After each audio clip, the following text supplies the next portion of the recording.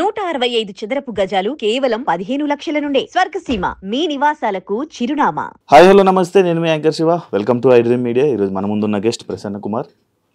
మీరు చూసే ఉంటారు అగ్ని పరీక్షలో మన ప్రసన్న కుమార్ ఎంట్రీ కానీ ప్రోమో కానీ మంచి ఒక ఇన్స్పిరేషనల్ స్టోరీతో మనందరినీ ఇది చేశారనమాట, మనసులందరినీ టచ్ చేయడం జరిగింది.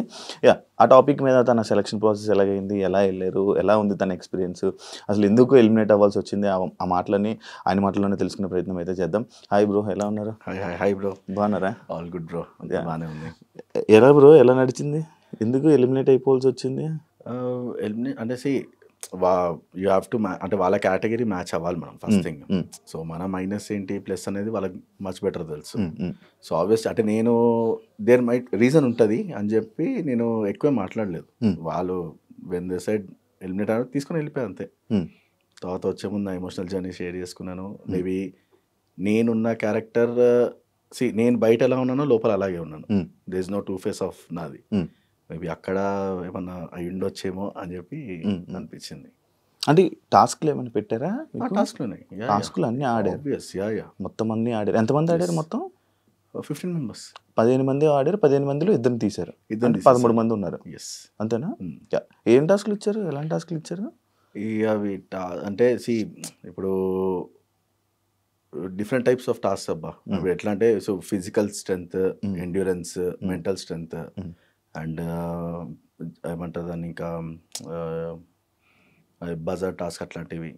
సో అట్లా డిఫరెంట్ టైప్స్ ఆఫ్ టాస్క్. అంటే బిగ్ బాస్లో ఏవైతే ఉంటాయో అవి ఒక బేసిక్ పాలిష్ అని చెప్పొచ్చు. చిన్నపిల్లలు ఆడే టాస్కుల్లానే ఉంటాయి కానీ పెద్ద లేదు. అది కొంచెము అంటే ఆ మూమెంట్కి మనకి చిన్నపిల్లల గేమ్ లాగా అనిపిస్తుంది కానీ ఆ స్పాట్లో ఉన్నప్పుడు మాత్రం చాలా కన్ఫ్యూజ్ అయిపోతాం. అంటే ఇప్పుడు పిక్చరైజేషన్ కొన్ని గేమ్స్ ఉన్నా కూడా మనకి దూరం నుంచి కూర్చొని చూడండి ఇది కరెక్టే కదా అనిపిస్తుంది కానీ బట్ దగ్గరికి వెళ్ళాక సేమ్ ఉండదు. ఈ సెలక్షన్ ప్రాసెస్ ఏమని పెట్టావు బ్రో? కామనర్స్ది అయ్యాక ఏమని పెట్టావు వాళ్ళకి? ఆ వీడియో పెట్టావు, 3 minutes వీడియో. ఎస్ అంటే బేసికలీ నా జర్నీ నేను షేర్ చేస్తాను. బేసికలీ నేను నా లైఫ్ ఎలా ఉండే, సో నేను అందరికంటే ఎందుకు యూనిక్ అనేది ఎక్స్ప్లెయిన్ చేస్తాను ఫస్ట్ నేను. సో లైఫ్లో ఆల్రెడీ ఇన్ని ఛాలెంజెస్ చూసాను, వై నాట్ ఇది కూడా ట్రై చేద్దాము అనేది నాకు ఒకటి అనిపించింది. ఇంకో మెయిన్ మోటివ్ ఏంటంటే ఇది చాలా పెద్ద ప్లాట్ఫామ్. ఎవరైనా మెసేజ్ షేర్ చేసుకోవాలన్నా కూడా నీకు Bigg Boss is a big platform. జనాలు ఆదరిస్తారా లేదా అనేది సెకండరీ నీకు, బట్ నువ్వు పెట్టే పాయింట్స్ ఎంత క్లియర్ ఉన్నాయి అనేది ఇంపార్టెంట్ ఫస్ట్ థింగ్. ఇప్పుడు నా దృష్టికి వచ్చేసరికి నేను డ్రింక్ అండ్ డ్రైవ్ ఎంకరేజ్ చేయను ఫస్ట్ థింగ్. ఎందుకంటే దానివల్లనే నా తప్పు లేకుండా యాక్సిడెంట్ అయ్యి కాలు పోగొట్టుకున్నాను నేను. సో బయట ఎంత చెప్పినా వినరు.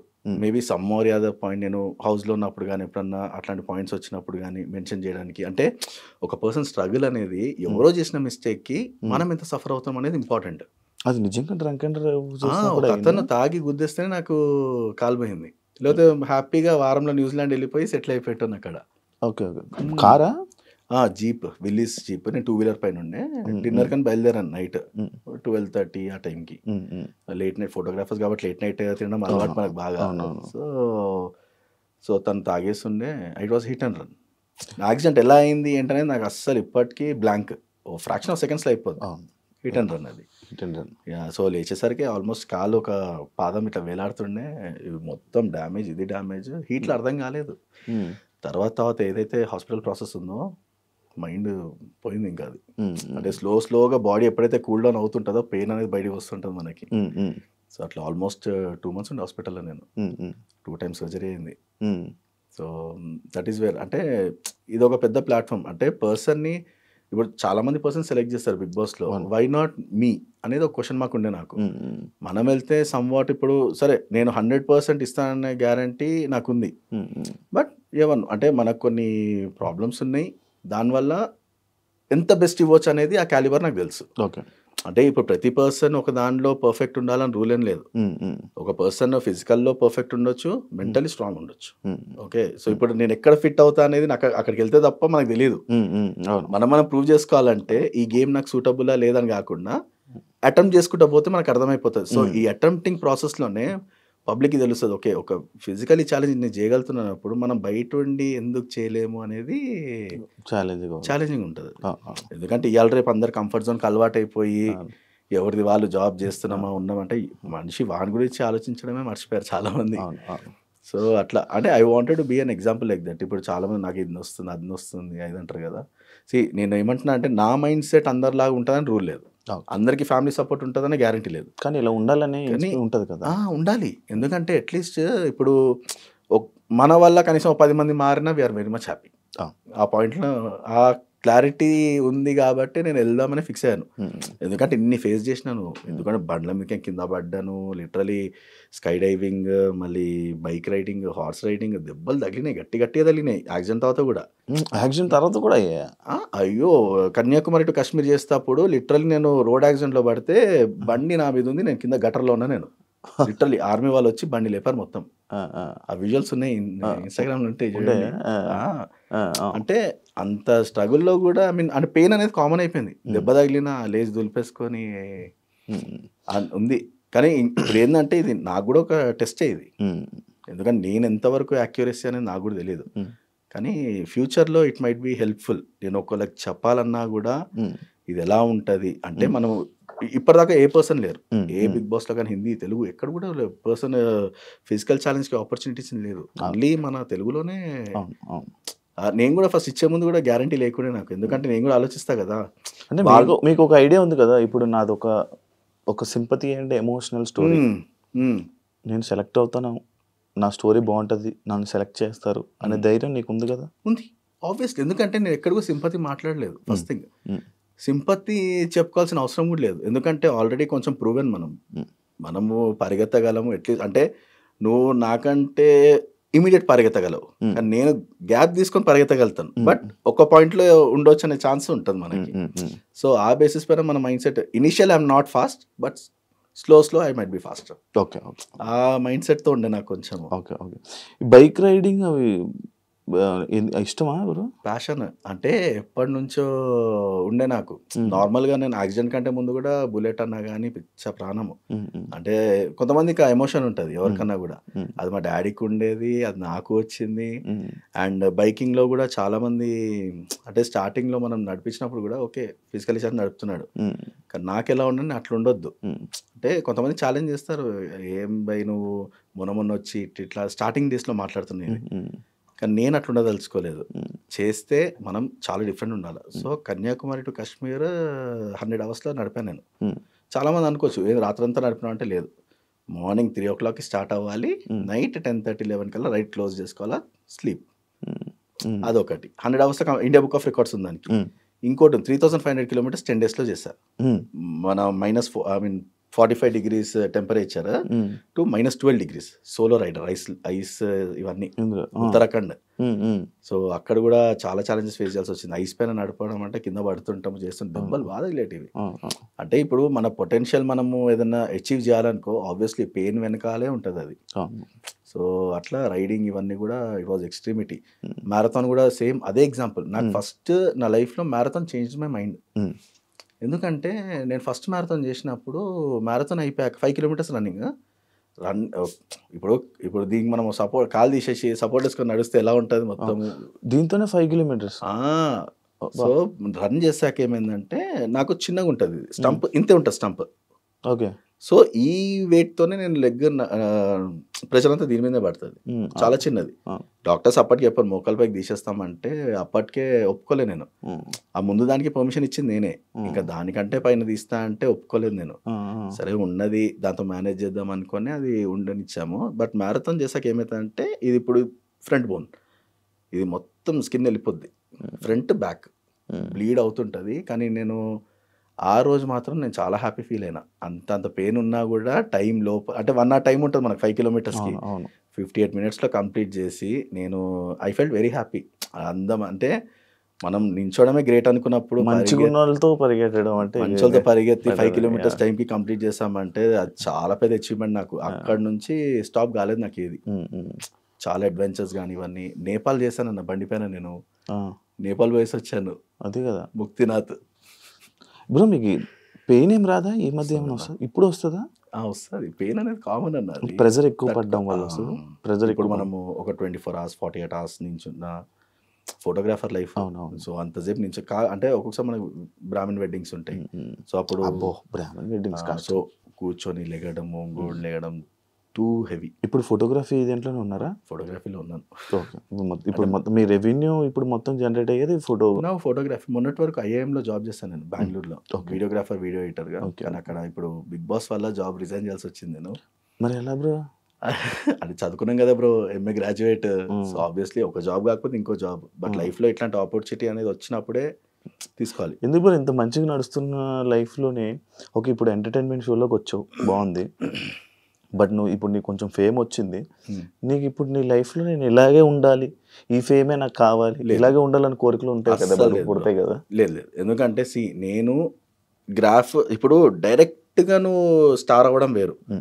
గ్రాఫ్ చూసుకుంటూ వచ్చి ఒక లెవెల్కి వచ్చి, అంటే కష్టపడి పైకి వచ్చిన పర్సన్ ఎప్పుడు కూడా మారల్ ఎథిక్స్ అనేవి ఉంటే మైండ్లో. ఎప్పుడు కూడా నాకు ఇంత ఇప్పుడు నేను సింపుల్ చెప్తా బ్రో, నేను ఈ రోజు వరకు మా డాడీ ఇచ్చిందే నేను వాడుకున్నాను. అది బండి కానీ, కారు కానీ, ఏదైనా కానీ. చాలా మార్చేయచ్చు కదా అంటే నేను అది రిపేర్ చేసుకుని వాడతా. నేను ఇప్పటికీ కార్ రేపు కొందామన్నా కూడా సెకండ్ హ్యాండ్లో కొన్నాను నేను. సారీ, సెకండ్ హ్యాండ్లో కొంటా, ఫస్ట్ హ్యాండ్ కొన్నాను. ఎందుకంటే నాకు పని నడుస్తుంది చాలు. అంటే నేను పెరిగిన విధానం అది. ఇప్పుడు ఫేమ్ వచ్చినా రాకపోయినా, ఈరోజు నేను బిగ్ బాస్లో ఉన్నా లేకపోయినా, రేపు నాకు బిగ్ బాస్ వల్ల ఆపర్చునిటీస్ వచ్చినా వెరీ హ్యాపీ. ఒకళ్ళు రాకపోయినా కూడా బ్యాక్ టు బేస్, సింపుల్. అంటే బతకాలనుకుంటే స్టూడియో వేసుకొని కూడా బతికేవచ్చు మనం. తినడానికి తిండి, బతకడానికి అంటే ఈరోజు మనం బతుకుతున్నాము అంటే, ఈరోజు తింటున్నాం అంటే దట్స్ వెరీ హ్యాపీ అన్న. ఎందుకంటే స్ట్రగుల్ చూస్తాం కదా లైఫ్లో, అనిపిస్తుంది. అంత సంపాదించి కూడా డబ్బు వెనకాల పరిగెత్తి ఏమి ఉండదు. అంటే చాలామంది ఇది చాలా ఫూలిష్ అనుకుంటారు, కానీ రేపు గురించి ఆలోచించాలనుకుంటే ఆలోచించాలి, కానీ మరీ ఎక్కువ కూడా ఆలోచించదు అనేది నా కాన్సెప్ట్. ఈరోజు గురించి అంటే బయట ఏమైపోతుందంటే రేపటి గురించి ఆలోచించి ఈరోజు హ్యాపీగా ఉండడం మర్చిపోతున్నారు. సో అదొక్కటి నాకు అది అంటే అట్లా పెంచినారన్న ఇంట్లో చెప్పాలంటే. నువ్వు డబ్బున్నా లేకపోయినా ఇంతే. ఏం చేస్తుంటారు బ్రో మమ్మీ డాడీ?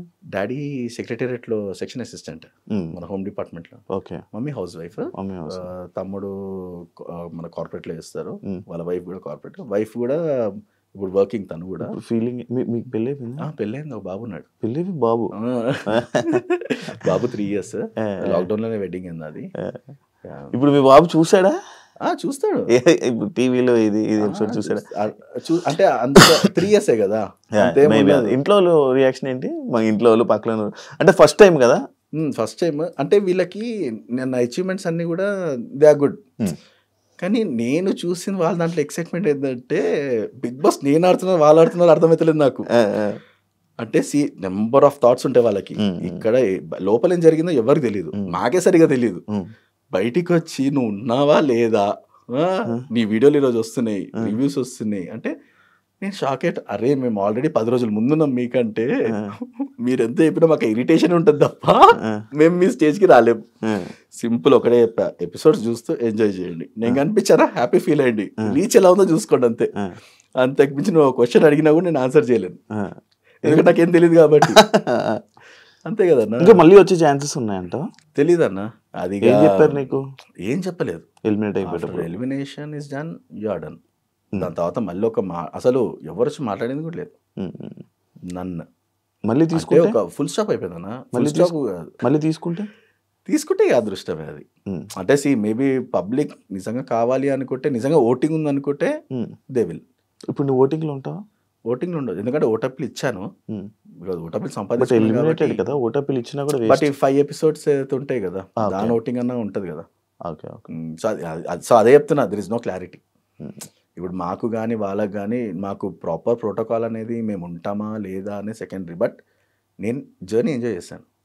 షూటింగ్ అంత లొకేషన్ వెరీ హ్యాపీ. అంటే సెలబ్రిటీస్ తోటి ఇప్పుడు నవదీప్ గారు కానీ ఐ ఫెల్ట్ వెరీ హ్యాపీ. తను మాట్లాడినప్పుడు కానీ, నన్ను అప్రిషియేట్ చేసినప్పుడు కానీ, అభిజిత్ గారిని రిటర్న్ నా కోసం స్టేజ్ దిగి వచ్చి when I did those, I have beautiful memories. నేను ఇప్పుడు అవి షేర్ చేయను. You will wonder actually, Prasanna ఇన్ని చేయగలుగుతాడా అంటే. నా అన్ని టాలెంట్స్ ఏవైతే ఉన్నాయో మీకు కనిపిస్తుంటది. ఒక్కొక్క సిచ్యువేషన్స్ లో ఏం చేయలేడు కాదు, అన్ని చేయగలదు. సో నేను ఎక్కువ ఎక్స్పెక్టేషన్స్తో వెళ్ళలేదు కాబట్టి వస్తే నా అదృష్టం, కాకపోతే ఇంకా ఐఎమ్ హ్యాపీ విత్ దిస్. చలో at least few people are there who are enjoying me అనేది నాకు అనిపిస్తుంది. అది అంటే ఎవరి పర్స్పెక్టివ్ వాళ్ళకి అంతే. ఉంటుంది అన్న. And for more videos, Please subscribe to iDream. Please subscribe to iDream. Please subscribe iDream. And please subscribe to iDream. For more videos, subscribe to iDream. please like, share and subscribe to the channel. Congratulations, iDream. Subscribe to iDream. Subscribe to iDream. So subscribe to iDream Media. iDream ki iDream team అందరికి huge congratulations. Please subscribe iDream Media. Please subscribe to iDream. Subscribe iDream. Please subscribe to iDream.